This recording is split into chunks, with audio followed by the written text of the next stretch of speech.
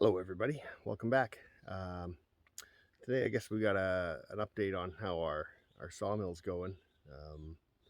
We originally had some problems. They sent the sawmill, but they were missing a bunch of the bolts for the track. So I called them up and they packaged some up and sent them down to me, no problem. Took a little bit of time waiting for the snail mail, but they showed up, so we put that together, and then we got the head put together, and then we realized we're still missing a few odds and ends that we didn't know until we kind of got it all together, because up until then it was just a big pile of parts laying on the ground. So so we're waiting for those, but luckily when I ordered the track extension came with all the bits, so I was able to use the track extension hardware for the main body, and so anyway, we're up and we're running. We got the thing working. We're not cutting anything really long because we're missing a few bits, but we're cutting some shorter logs, so that's fine. So yeah, we had it running, and I'll show you. We made a little base to put the boards on to dry. So I cut a bunch of 4x4s and kind of made a little platform. Here, I'll show that to you now. So yeah, this is the little platform for drying wood on, or the boards after we cut them. It's just made of a bunch of 4x4s. So we had some smaller trees that we had cut down, and we just put them aside as test trees, so to speak. So we put them on the sawmill just to, if I screwed them up, I wasn't going to be upset or anything. So we just turned them into a bunch of 4x4s and built this guy. So now we just need to make some boards to put on top. So we went and got a bigger log and started cutting a 6x6. And the 6x6 was going good. Like I say, we're still trying to figure out, where the sawmill needed to be, and make a few adjustments there, but everything was going pretty good. And then disaster struck. We threw the blade, and the blade came off, and it nicked one of the belts too. So luckily I was smart enough to order extra blades, because they don't last forever, and I knew this was maybe a possibility. But we didn't order an extra belt, so I had to run to town and grab one. But yeah, they're not mythical. At least they're easily had. But I'll show you kind of what happened here, I think, or at least what caused it. So as far as my best guess, I'll show you what I think did this. Anyway, so yeah, so normally there's a belt that runs across here and up around this pulley here, and the blade had gotten piled up in here, and it nicked the belt, and it may have been okay. Like maybe I could have reused it. I just didn't want to chance it.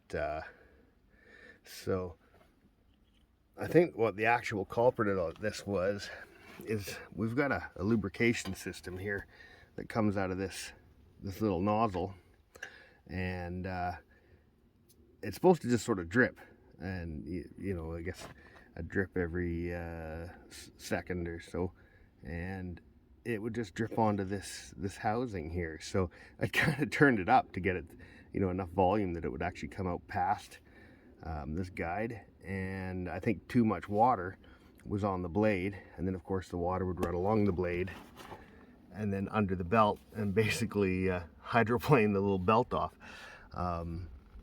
So anyway, it could have been a million of things, so we're going to check everything today when we put the new one on.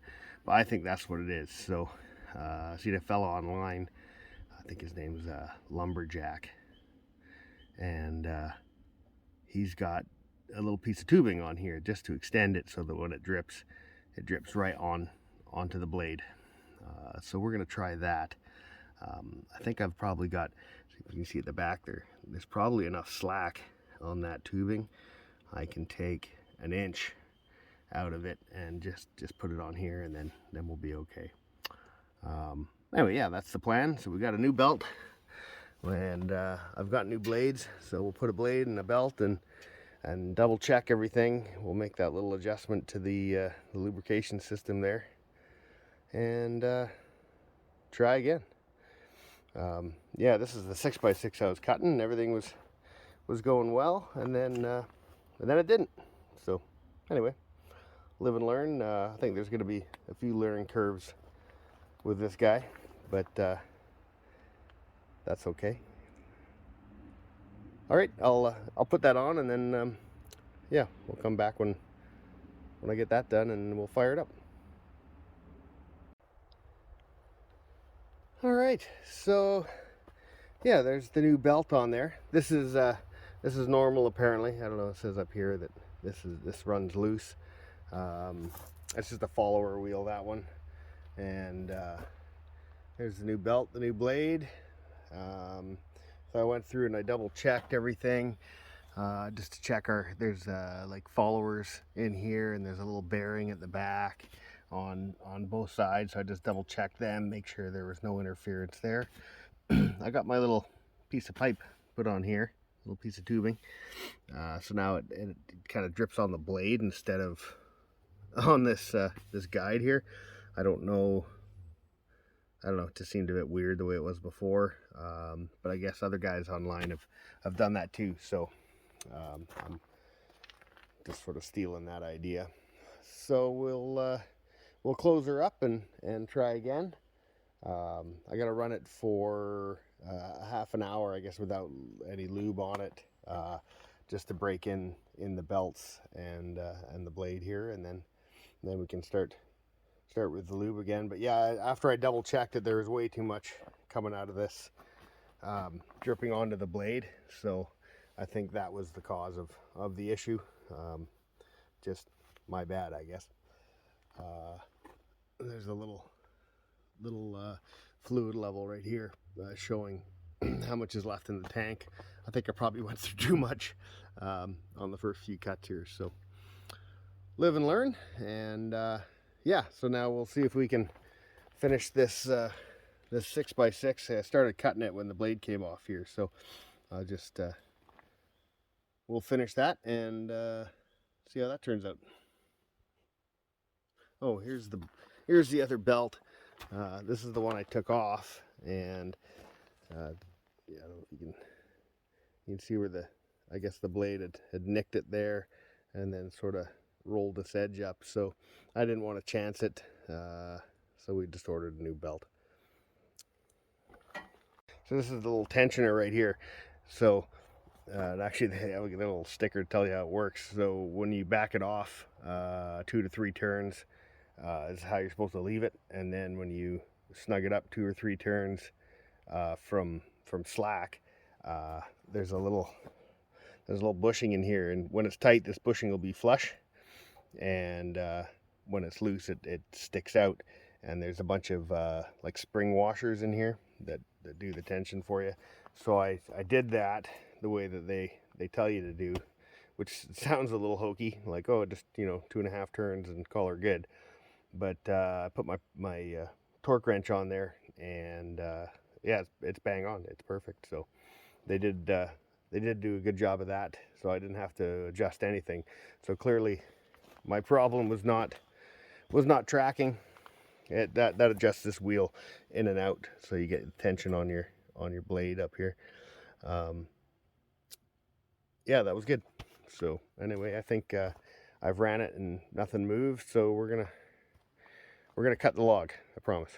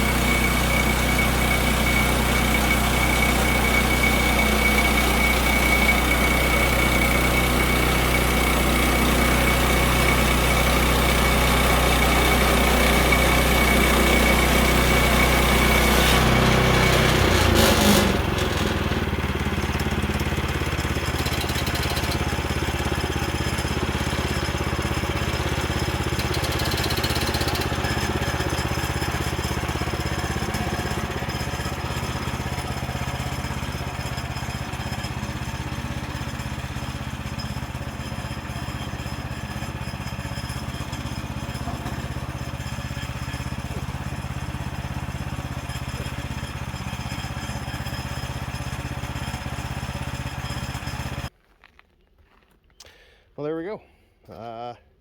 There's two 2x6s, and I put one more on my little rack over there, so that turned out pretty good. I think these are just 8-footers. They're over, I cut them all over 8 feet. If I want 8, I go 8'6", and that way I can cut the garbage off the end and square them up later. But yeah, I think I'll call that a success. So we shall carry on. So here's something else I'm still trying to wrap my head around here. So there's my tape measure there on the left, and you can see that nothing lines up here, nothing makes sense. And if you at the top, it says 1 inch and 2 inch, and that's for cutting 1 inch boards and 2 inch boards. So this white ruler here takes into consideration the thickness of the blade every time it goes through a board. I didn't check it before. I originally thought that this was an actual scale here on the left, and I knew this one was for cutting 2 inch boards, but I thought this one was a true scale, and it's not, clearly. So that's why I kept making adjustments, going, what's going on here? But so yeah, so I guess I just need to believe this and stop double checking my measurements and just go with whether, you know, if I'm cutting 2 inch boards, then you just go by this ruler here. As you can see behind me, we got a little snow, and all my leaves have disappeared. Obviously I'm filming this a little bit after I filmed the other stuff, but thanks for stopping in and checking in on us, seeing how we're doing, and we'll see you next time. Bye bye.